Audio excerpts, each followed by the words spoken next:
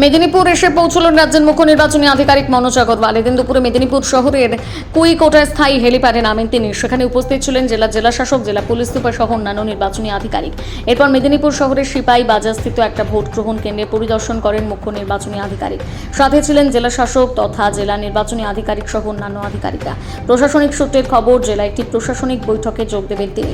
জেলা নির্বাচনের সাথে জড়িত প্রশাসনিক আধিকারিকদের সাথে বৈঠক হবে বলেও জানা গিয়েছে।